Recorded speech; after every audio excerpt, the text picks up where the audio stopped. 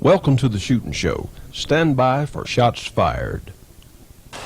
Hello, I'm Johnny Rowland, your host of the Shootin' Show, and we're so glad to be with you this week in your homes. We're glad to have you with us here on the program.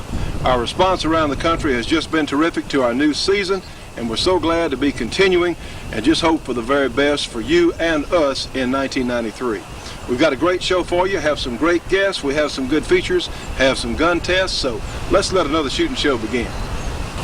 You know, friends, years ago, the old-timers used to sometimes shoot with two guns. So let's see what it looks like on camera today.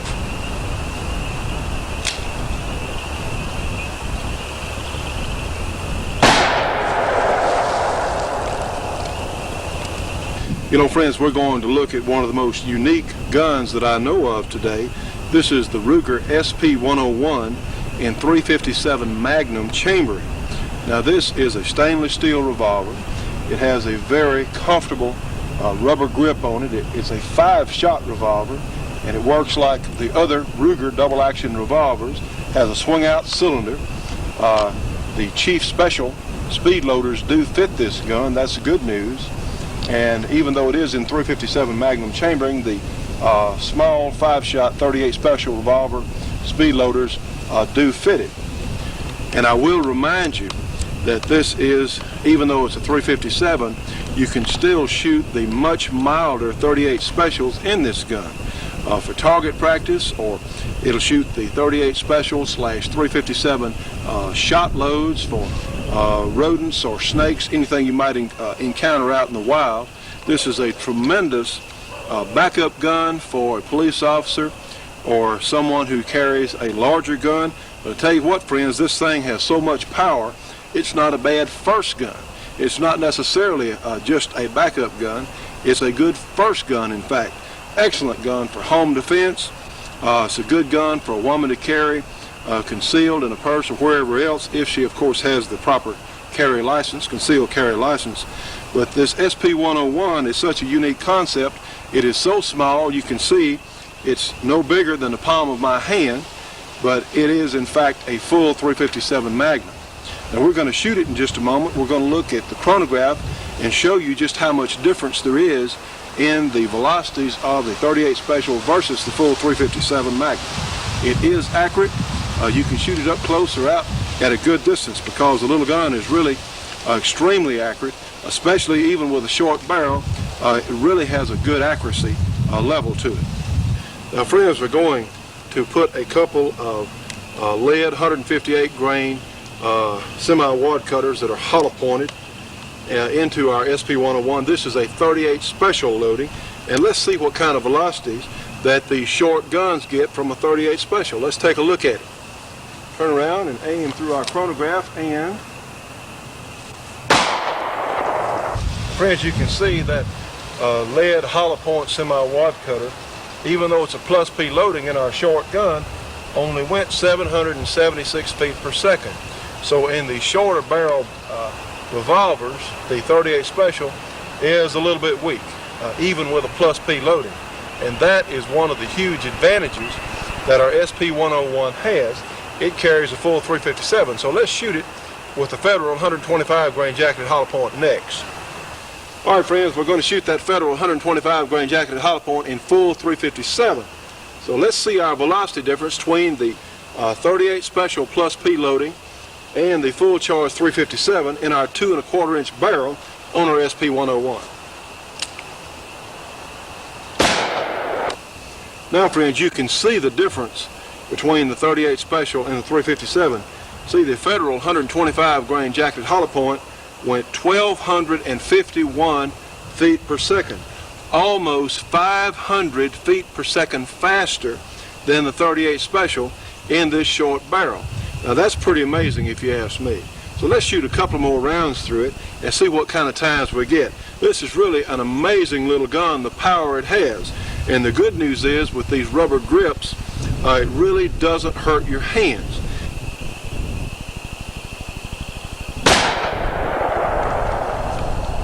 Now then, friends, let's see what our silver tip did. It went 1,145 feet per second. Let's get it up where you can see it. All right, you can see our Winchester Silvertip went 1,145 feet per second. Well, that's with a 145 grain bullet. Now, again, this would be an excellent, even a hunting load for small game in our SP-101. You know, friends, we wanted to show you what this little gun would do with different ammunition through the chronograph. One, to show you the power differential between the 38 Special and the 357. A 357 is a lot more powerful, I think, than the average person really realizes. This gun primarily would be used as an up-close defense gun. So let's shoot a quick group on our paper target here and just see what it looks like.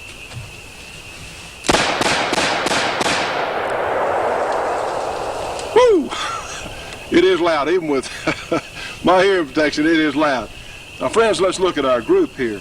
You know, that's really not bad for rapid fire. And again, our little gun here, our 357 Magnum, that would be a tremendous defensive group. My goodness, especially with the power this little thing has. It's really the thing I want to impress you with. It's really not that difficult to shoot. When Ruger first announced their chambering on this little gun, and I do want to give Masad Ayub some credit for this. I think he helped talk Ruger into making this. He had some gunsmith up in New Hampshire that were making 357 SP-101s on 38 Special original models. And so Masad is really partially responsible for the 357 chambering in this little gun. But the thing is, it just doesn't have the recoil you think it would. And you could tell it certainly wasn't hurting me when I was shooting pretty rapidly up close. Friends, again, I can't say enough good about the concept on this Ruger SP-101 and 357. It's certainly a gun that I think probably, and I'm always going out on a limb and I'll go again, if I was restricted to one firearm, I tell you what, I'd have to take a hard look at keeping this one, if that's all I had, because the 357 will do so much even in this small gun. The Ruger SP-101, 357, everybody ought to have at least one. Get ready to order the most exciting videotape ever offered on television. It's the best of guns, guns, guns. 60 minutes of action, excitement, and the most amazing display of firearms available on video. Pistols, rifles, shotguns, and machine guns. See Bob Munden, the fastest gun who ever lived. USPSA pistol competition, the Steel Challenge, U.S. Marine Corps weapons, machine guns from around the world, and lots of surprises. If you like guns, you'll love the best of guns, guns, guns. Available only through this special TV offer. Fast draw competition, hand cannon, Soldier of Fortune firepower, how to shoot fast, and lots more like you've never seen it before in this 60-minute action-packed video. Use your credit card to order toll-free now. Call 1-800-942-8273. You'll receive the best of guns, guns, guns for just $29.95 plus $4 shipping. By ordering now, you'll receive this 28-page gun video catalog absolutely free. So call with your credit card right now, 1-800-942-8273, or send check or money order to 7888 Ostro Street, Suite A, San Diego, California, 92111. Ladies, I'm here to tell you that we women can shoot just as well as men. One of my favorite guns is the Smith & Wesson Lady Smith 357 Magnum. The Lady Smith comes in its own case. It's made of stainless steel, and I think it's very pretty. Let's get a look up close.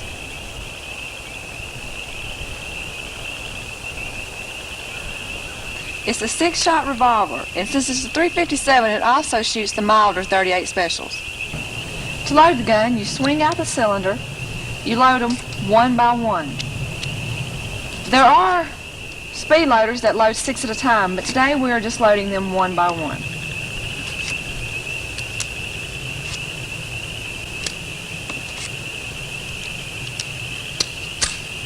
Notice I'm putting on my hearing protection. I have on eye protection.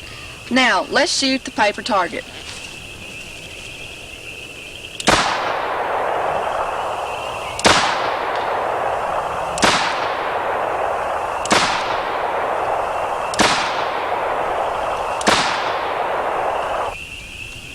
Sometimes I shoot for target practice, and sometimes I just shoot for fun.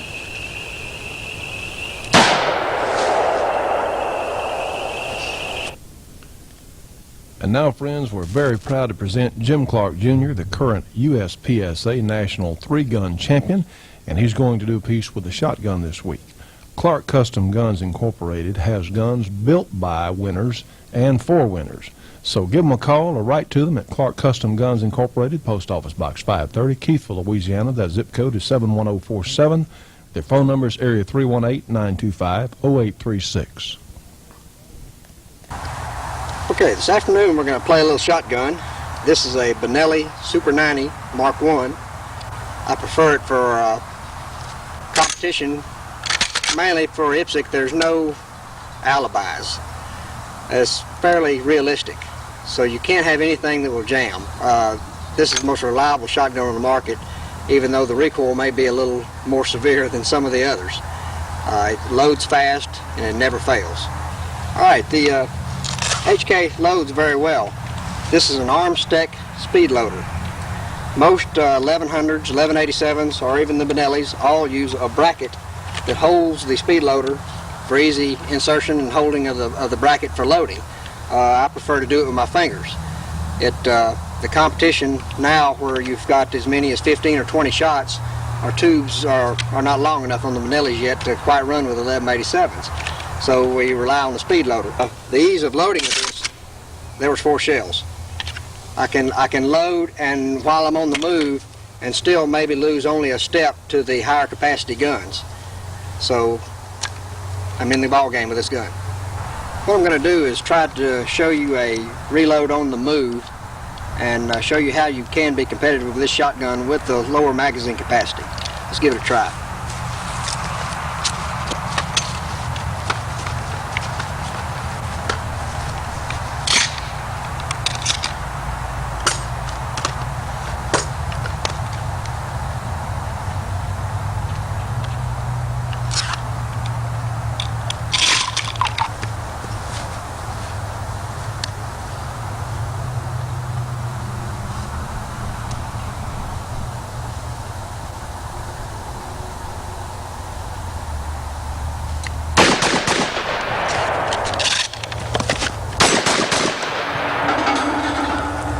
That was a reload on the move, 3 shots, about a 5-yard move, and 3 shots.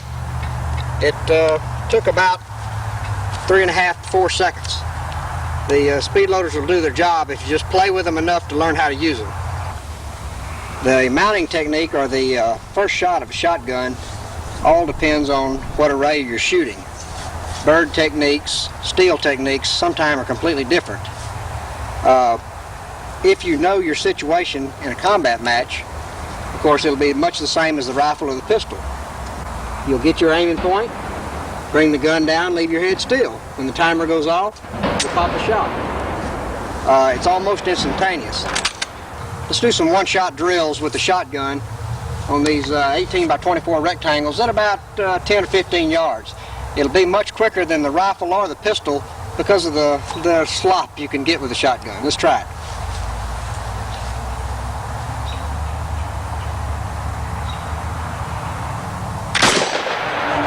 Almost instantaneous with the shotgun. Center hits.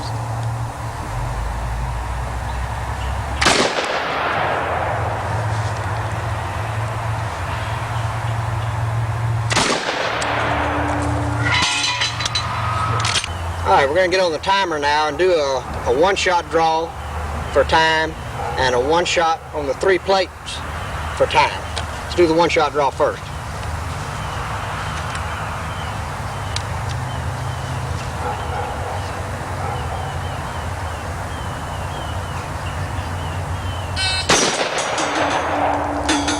.41 of a second for a one-shot draw. All right, now let's try to do 1 shot on each plate and just see the difference between the speed of the rifle, pistol, and the shotgun.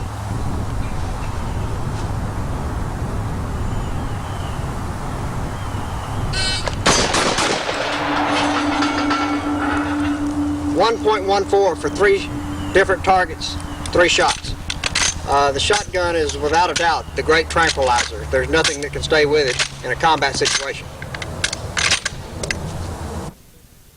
The Shootin' Show will be right back after this 1-minute break for your local cable company or television station.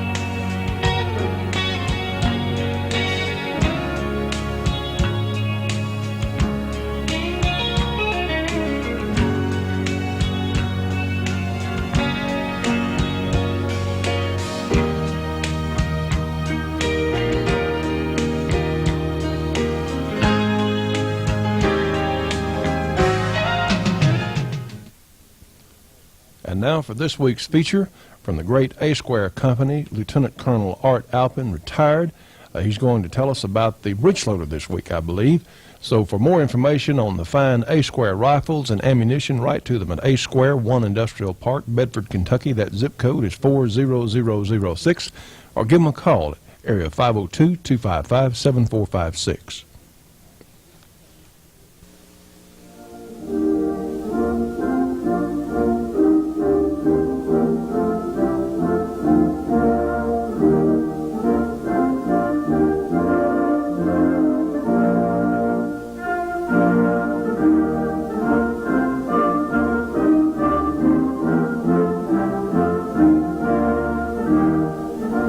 Listening to Men of Harlech while looking at the mission station at Rorke's Drift, Natal. It should remind you of the Zulu War of 1879 and more generally should bring to mind images of empire. For the weapons expert, these things bring to mind visions of the infantry rifle of the 1860s through the 1880s, a black powder single-shot breech loader. Ideas for breech loaders existed long before the 1860s. This Ferguson breech loader of the 1770s was a flintlock, much as you've seen before.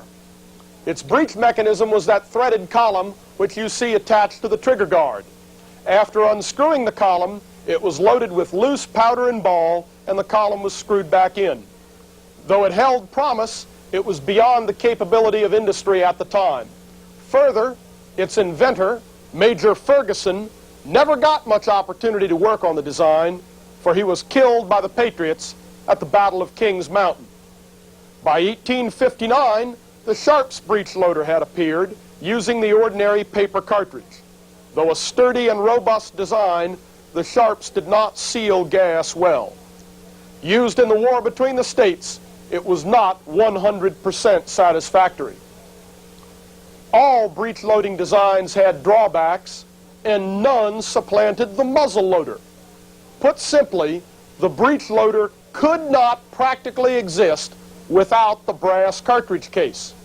It is the cartridge case which holds all the elements: powder, bullet, and primer in one neat package.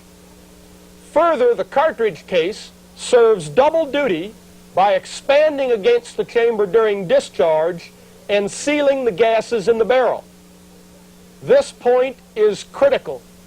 The weapon holds the cartridge case, and the case provides the seal. Brass cartridge cases had been experimented with immediately prior to the war between the states. During the war, a number of different breech loading and repeating designs were tried, each with a different cartridge case. Though many, like the Spencer, were used to some degree, the cartridge cases all suffered defects which limited the usefulness of the weapons involved. The cartridge cases were crude and non-uniform because the machinery of the day simply was not up to their manufacture. Further, they were normally rimfire, much as you see here. The rimfire is aptly named, for the priming compound is distributed around the perimeter of the fold of the rim. In order to discharge the weapon, the firing pin had to crush the rim of the cartridge case. But if the cartridge case was made strong enough to withstand a large powder charge, then the firing pin couldn't crush the rim. Breech loaders had to wait on a decent metallic cartridge case with center fire priming. In the 1860s and 70s, a number of patents were awarded for center fire priming. Many of these, such as the Benet, Rodman, Milbank, Farrington, and others, were either used for a short period of time or did nothing more than contribute to other designs which would follow. Out of this flurry of activity, two designs emerged triumphant and carry forward to this day. They are the Boxer and the Berdan. Both of these primers were initially predicated upon the use of the designer's cartridge case. Boxer concentrated on the coiled brass cartridge case, as you see here. It was nothing more than brass foil wrapped around a mandrel and then soldered to a base washer with the primer inserted in the middle of the base washer. Burdan worked on the one-piece cartridge case made by the impact extrusion method. Further detail would serve no purpose. Suffice it to say that improvements in both centerfire primers and cartridge cases occurred rapidly from the period 1866 to 1878, when designs seemed to stabilize. You can see the Burdan centerfire primer on the left and the Boxer on the right. Note the walls and base of the cartridge case are thick and strong to withstand heavy powder charges. The firing pin crushes the relatively soft primer cup against the anvil, and the flame thus produced from the priming compound travels through the flash hole and into the main powder charge. The firing pin supports the soft primer cup until the bullet exits the barrel and the pressure drops. The point is to remember that viable centerfire cartridge systems were possible from 1866 onward. Throughout the 1860s and 70s, many different designs for breech-loading cartridge firearms surfaced. The Sharps was quickly converted to centerfire cartridge cases in 1866, and it is this which gave the Sharps its great popularity. Throughout the 1870s and 80s, it was the Sharps, chambered for the large black powder cartridge cases, which was commonly used to harvest the buffalo for the meat and hide markets of the East. Many nations tried converting their muzzle-loading muskets to centerfire cartridge breech loaders. The Allen system, used in the United States, will be covered in another tape. The Snyder system surfaced in England in 1862, and by 1866 had been perfected and adopted. In this conversion, the breech end of the rifled musket barrel was cut off and a trough-like receiver substituted. The breech block was nothing more than a cylinder of steel that rotated about an axis parallel to the axis of the bore. The cartridge was dropped into the trough, pressed forward into the chamber, and the breech block pivoted into place. After firing, the breech block was pivoted out of position and pressed backwards, thereby extracting the cartridge case.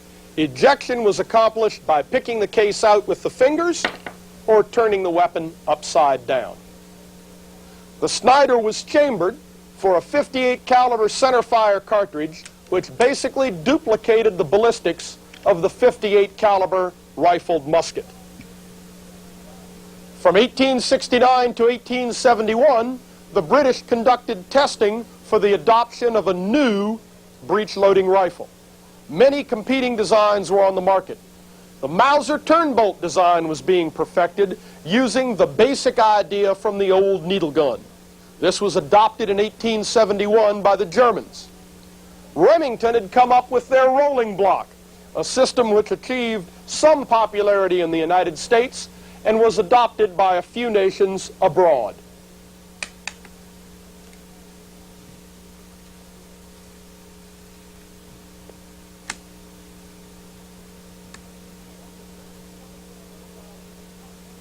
What the British finally did adopt in 1871 was a modification of the American Peabody action. The improvements came from two men named Martini and Henry, thereby giving rise to the rifle's new name, the Martini-Henry. In this weapon, a falling breech block is mounted on a rear pivot pin in the receiver. Upon moving the operating lever downwards, the nose of the breech block drops, thereby exposing the chamber and extracting and ejecting any cartridge case that might be there. The shooter pressed the next cartridge into the chamber and closed the lever, thereby raising the breech block. We'll use two of these weapons in the range scene that you are about to see. The Snyder represents the lowest volume of fire and shortest combat range of the major breech-loading systems, while the Martini-Henry represents roughly the highest volume of fire and close to the maximum combat range.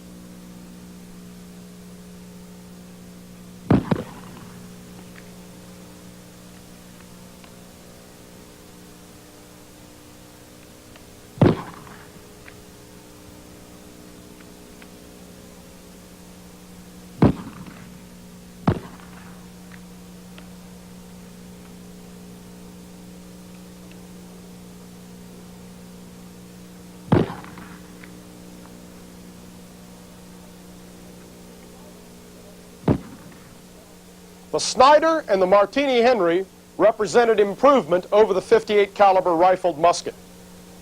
The Snyder has the same range. The Martini-Henry, with its higher velocity and better ballistic coefficient, has a greater battle sight and a just sight range. In both cases, the volume of fire is higher. The potential improvement is even greater. Both the Snyder and the Martini-Henry must be manipulated by the soldier. The more dexterous and highly trained soldiers could easily increase the volume of fire of either weapon. Further, as range decreased and the need for attaining a precise sight picture consequently decreased, a soldier could spend less time in aiming and more time in loading, further increasing his volume of fire. Secondly, the combat range limitation on the .58 caliber rifled musket is due not only to its trajectory, but is also due to a fall-off in accuracy, as you saw in one of the previous tapes. At 350 yards, the rifled musket simply is not striking a human being-sized target on every shot. Some of this same problem also existed with the Snyder. But by the 1870s, things had changed. Accuracy was undergoing a phenomenal improvement. Manufacturing tooling was being improved, and the weapons and ammunition were made with a precision unknown in the days of the rifled musket. All breech-loading weapons have a throat cut in the barrel between the chamber and the rifling. This is an area in which the bullet is eased out of the cartridge case and into the rifling. Because the bullet is precisely made to the groove diameter of the barrel, it travels through the throat and is engraved by the rifling with a shot-to-shot uniformity that the rifled musket cannot hope to match. This means that the breech-loading rifle is far more accurate than any rifled musket. In fact, shot groups of 1 or 2 inches in diameter at 100 yards were not uncommon.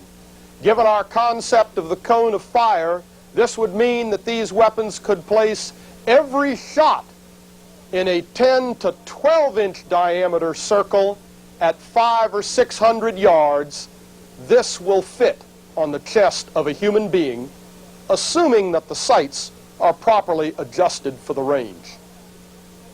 Combat range was now limited only by the trajectory of the weapon and range estimation error. Though the volume of fire was increasing, it was still not adequate to stop the frenzied mass charges of the dervishes or the Zulu unless the soldiers were in some sort of tight formation. Consequently, the line, the British square, and other such formations stayed in the drill books throughout the 1860s, 70s, and 80s. Further, especially when the empire engaged some of the less industrialized peoples, the bayonet was still of some use.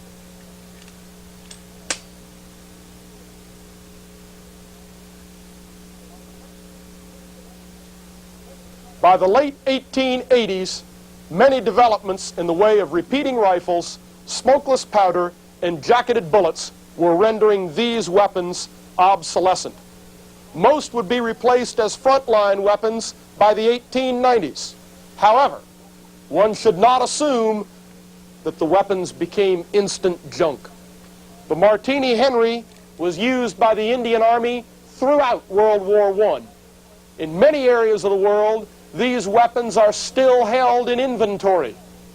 As late as 1979, I saw Snider rifles being carried by Egyptian soldiers guarding a bridge across the Nile.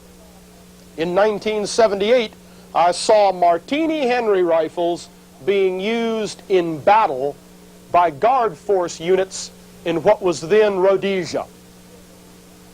The period 1866 to 1890 speaks of empire and of fascinating weapons. Though its volume of fire was modest, the single-shot black powder breech loader was highly effective. When properly employed, such as at Rorke's Drift, victory would normally result. When errors were made, such as those at Izan Shlowana, or when calculated risk went awry, such as with Alan Wilson's Shangani Patrol, then nothing could really stem the tide.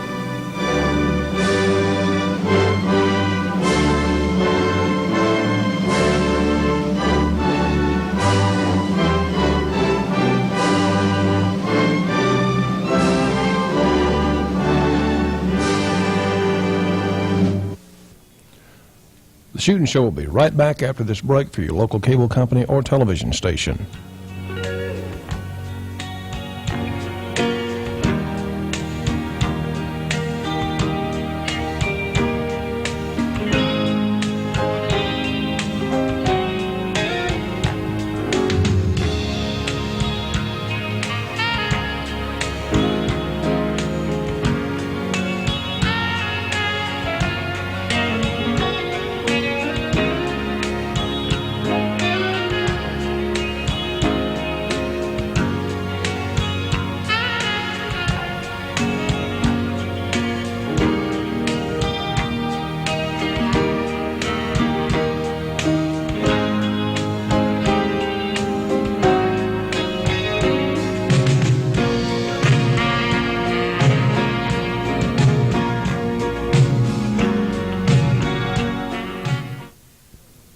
Friends, for the absolute best in monthly shooting magazines, turn to Shooting Times magazine. With all sorts of excellent features on handguns, rifles, shotguns, and black powder by some of your favorite gun writers, such as Dick Metcalf and Rick Jameson and Bill Jordan, just to name a few.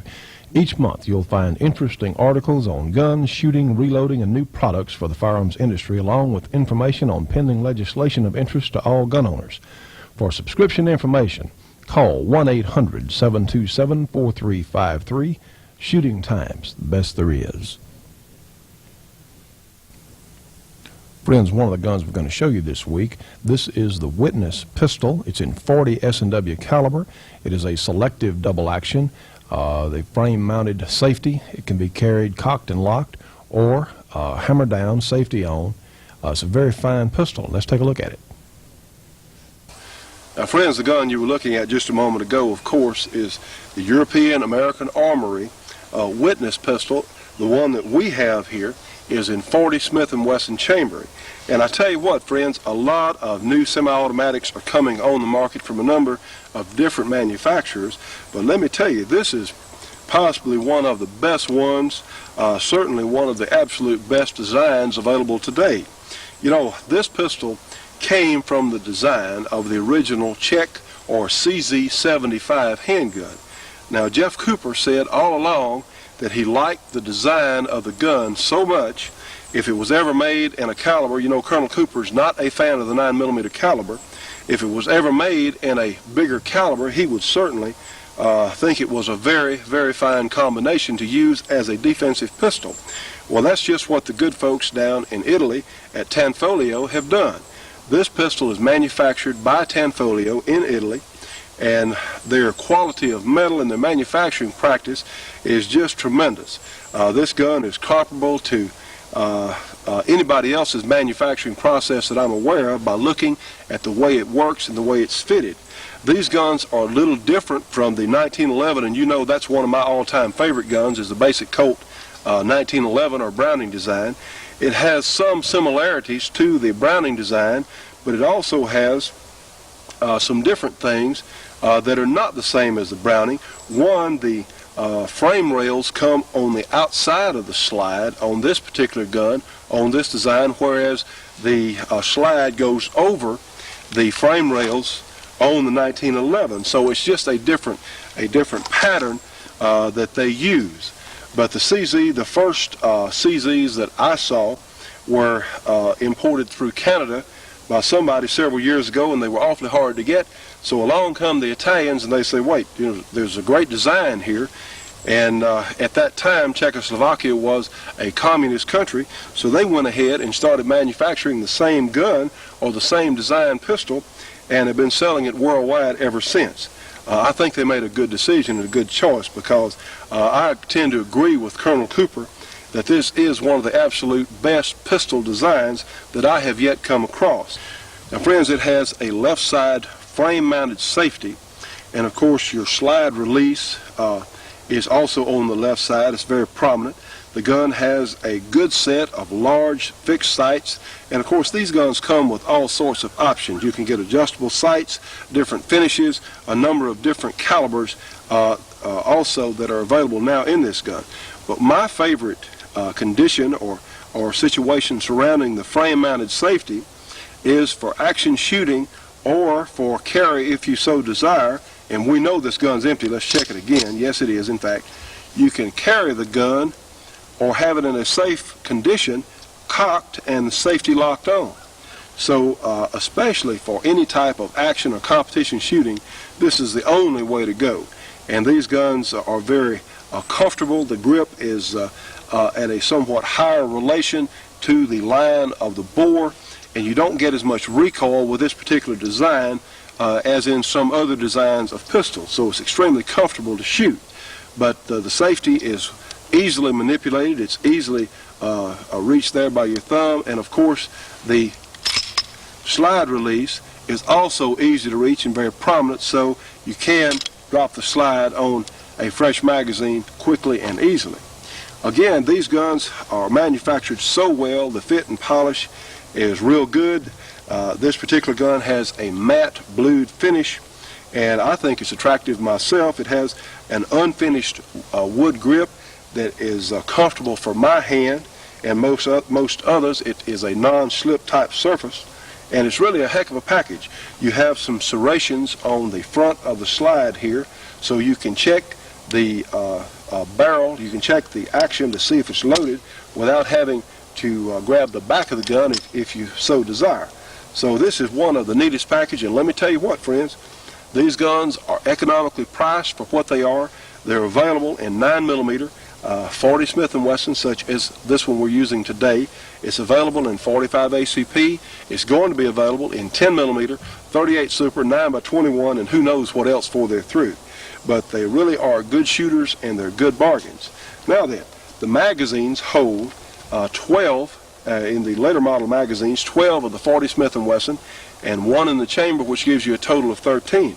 So believe me, that's a potent combination.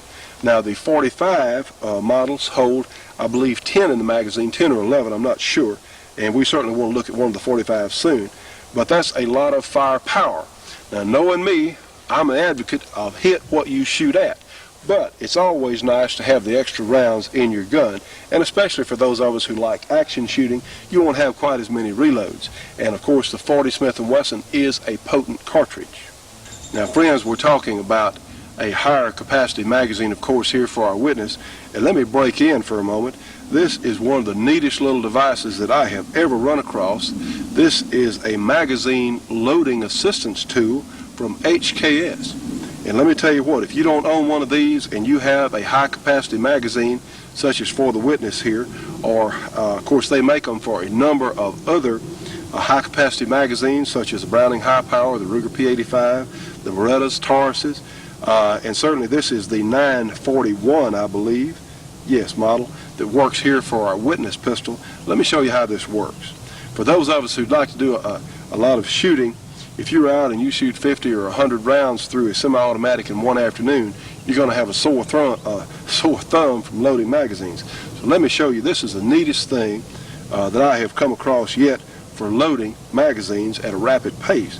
It goes in like so, and it has several little grooves here that the base of the magazine will fit into. Now then, you have a thumb piece, and I put my little finger under the base of the magazine. Okay, now watch this. We'll insert our cartridge here and pull our trigger, and my gosh, we've got a loaded round. Let's do another one.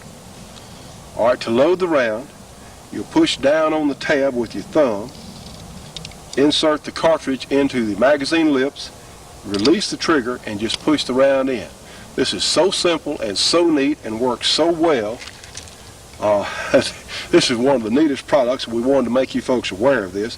They're inexpensive, and everybody ought to have at least 2 or 3 of these laying around the house. Isn't that neat? And it works so well up. You know, a lot of the high-capacity magazines, when you get up toward in the 9mm, you get up 13, 14 rounds, they get really hard to load, and this just takes all the problems out of that. And of course, when you get up around 11 or 12 rounds in the 40 caliber magazines such as this, they get real difficult to load. And again, this is such a neat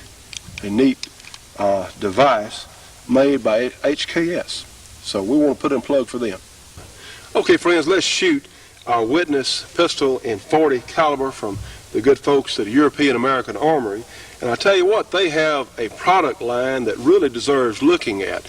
They have a number of really innovative things that they're starting to bring in the country. And believe me, you ought to get one of their catalogs if you can, because they have so many interesting things that all of us as shooters will be interested in.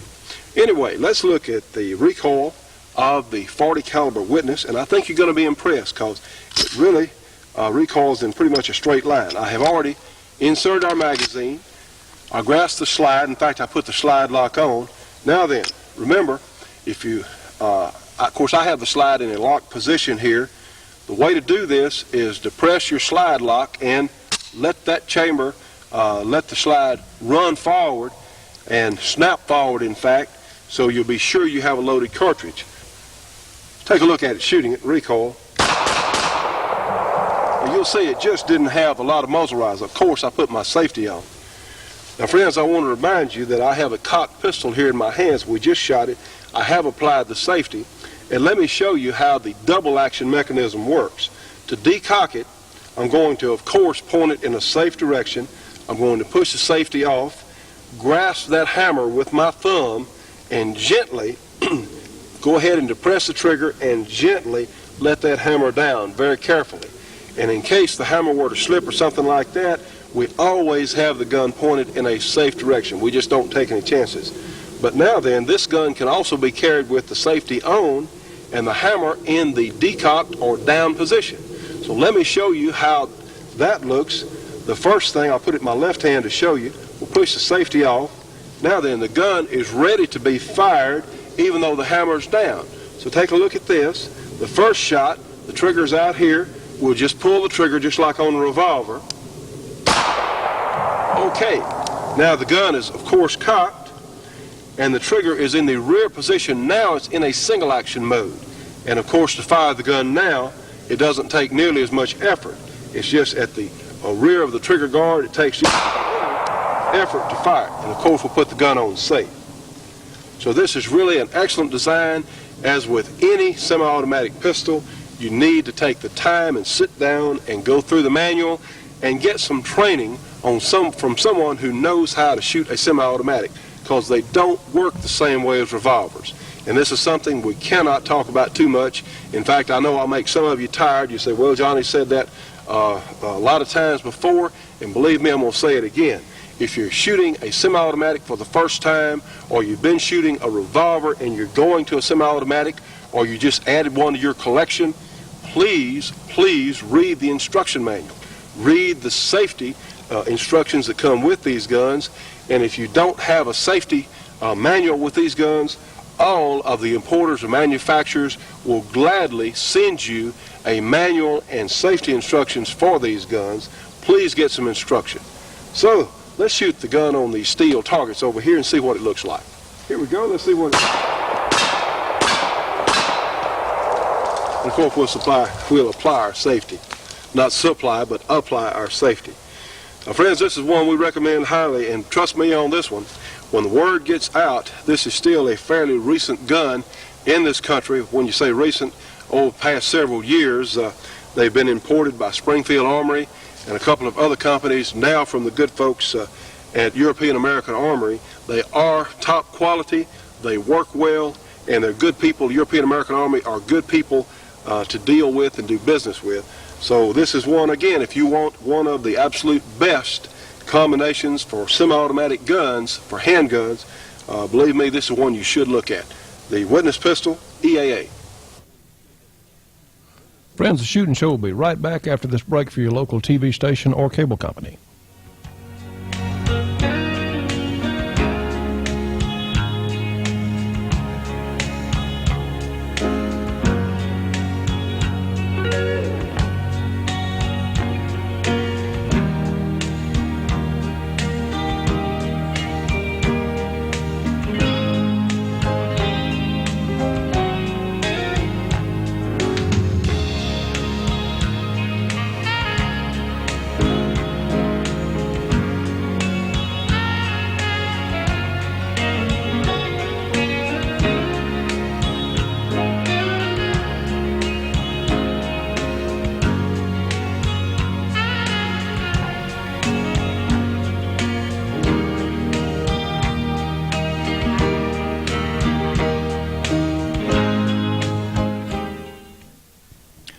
Now, friends, anybody that likes guns needs a subscription to Shotgun News, published 3 times monthly with over 35,000 firearms bargains. Shotgun News, Post Office Box 669, Hastings, Nebraska. The zip code is 68902. Their phone number is area 402-463-4589. MasterCard or Visa subscriptions only. Call 1-800-345-6923. And now, friends, we're going to join Roy Jenks at the Hall of State Museum over in Dallas. He is going to tell us about some more of the Smith & Wesson Historical Exhibit. And this exhibit's going to be there through March 15. And if you're anywhere in the Dallas area, if you're remotely going anywhere near Dallas, you really need to go by and see this exhibit if you like historical guns. Because people don't generally associate Smith & Wessons with the Western frontier, we included this case. The Smith & Wesson Model 3 American was the first cartridge revolver to really reach the Western frontier and actually played a very, very important role in the development of our frontier. One of the people that contributed to that was Major Schofield. He took the Smith & Wesson Model 3 and redesigned it so that it worked better for a horse soldier.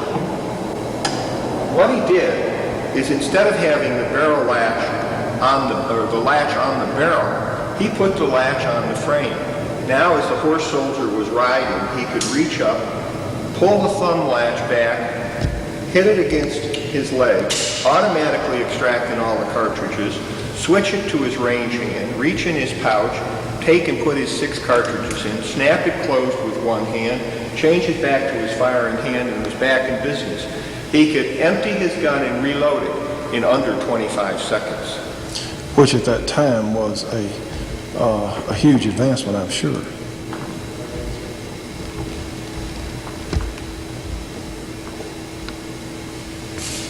If you look up here, you can see one of the letters that Major Schofield wrote back to the factory while he was impatiently waiting for the completion of his guns that were going to be issued to the United States cavalry.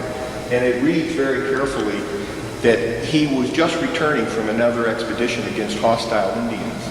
And he states that he has captured 52 more, now bringing the total to 324 that he has captured in his total command to that date.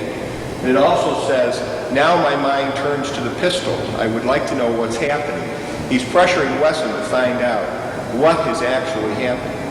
And it's interesting to note, by the date that this letter was written, D.B. Wesson had bought out Horace Smith, who had then reached 65 and had decided to retire. So Wesson now was the sole owner of Smith & Wesson. Here in case 6, you see the development of Smith & Wesson's smaller frames and some of the changes that happened to the Model 3. Smith & Wesson actually ignored the development of their pocket pistols until 1875, although they experimented with pocket pistols as early as 1870, such as this small little 32 single action.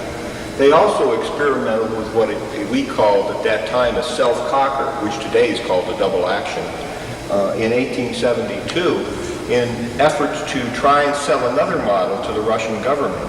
The Russians had heard about self-cocking revolvers and were interested in buying a self-cocking version for their Navy. Unfortunately, that order never really existed. Smith & Wesson didn't come out with their double-action revolver until 1880. It was actually 8 years in development, and they began it in a 38, a 32, a 44, and it was one of the real popular guns in the Western frontier.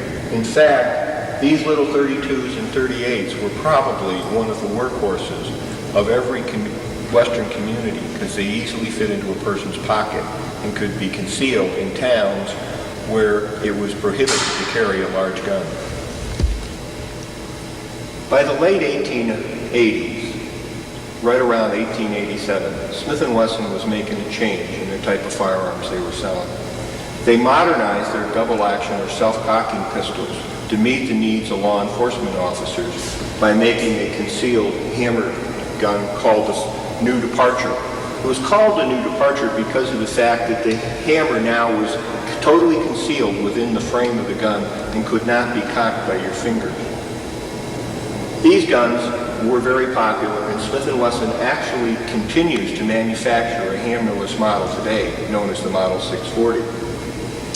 But the other thing that was happening was the growth of American target shooting. A man by the name of Gould from the NRA who shot this target started the first competitive national-style pistol championships. Smith & Wesson was the first company to make the adjustable sight pistols, such as used on this new Model number 3. These guns were used by such people as Annie Oakley, Ira Payne, and the Bennett brothers. And at first they were used in exhibition shooting. And here you see a glass ball made and patented by Ira Payne. Payne would throw that ball up, which was full of feathers, and when he would shoot it, the feathers would fall to the ground and everyone know that he had made a spectacular shot. The development of the target pistol continues, and you first had a single shot, which was very popular, and then for the women we built this very, very small Ladysmith with a 6-inch barrel and target sights. And the last of the single-shot style target pistols was the Smith & Wesson straight line, which was actually, when it was built, obsoleted very quickly because target shooting was then converting to the auto-loading 22 pistol. By the time we reach this case, the handguns that we're looking at are beginning to look like the modern guns that we take to the range and shoot every day. Smith & Wesson's first side swing revolver, as we call them today, where the cylinder swings to the side, was this model of 1896 called the 32 hand ejector. That was followed in 1899 by probably the most famous Smith & Wesson ever made, the 38 Military and Police, or the Model 10 as we called it today, and the development of the most popular cartridge in the world, the 38 Special. To date, Smith & Wesson has manufactured over 5 million of the Smith & Wesson 38 Military and Police revolvers. That was followed in 1908 by the 44 or the N-frame guns and the beginning of the famous Smith & Wesson profile with the shrouded extractor rod and the famous N-frames in 44. During World War I, Smith & Wesson built a special revolver for the military that used the same cartridge as the 45 auto pistol, called the 45 hand ejector model of 1917. And this gun used a full or half-moon clip that held the automatic pistol cartridges so that it could be quickly loaded and reloaded. And I know many of your viewers have seen my shooter, Jerry Mitchell, reload his gun on tape as fast as possible. We've got him in 4.77 seconds, I believe, of 12 shots fired. In World War II, Smith & Wesson answered the call of both the United States government and the British Allies by the manufacture of what we know today as the Victory model.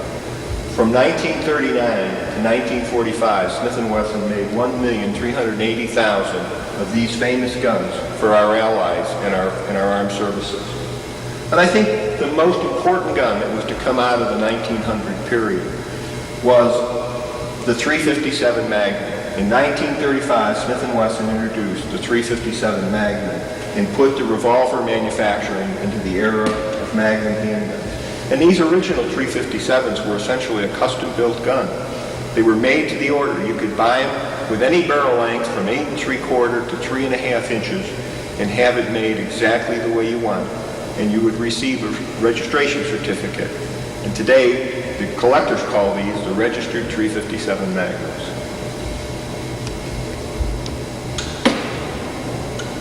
And friends, most of you know that the Smith & Wesson Model 27, which of course here is the original .357, is one of my very favorite handguns.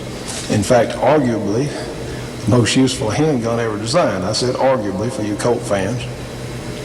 Well, Johnny, these last three cases tell a story within a story. We've looked at the history of Smith & Wesson. Now we're going to look at some of the real fine art that they manufactured for use at exhibitions from the 1850s up into the 1900s. Now, friends, we've just run out of time on our program today, but let me remind you, the Hall of State Museum is on the Dallas Fairgrounds. It's really easy to get to from Interstate 30. And again, I'll say it's going to be there until March 15, and if you're anywhere in the area, you really owe it to yourself to go by and see this tremendous historical piece. It'll take you probably 30 minutes or an hour to go through it, but it's really worth the drive. This week we also missed our reloading segment because we just didn't have time, but we intend to pick that up next week. Friends, we hope you've enjoyed this week's edition of the Shootin' Show because we've enjoyed doing it for you. Please remember to let those manufacturers know that we need their support. Until next week, good luck and good shooting from the Shootin' Show.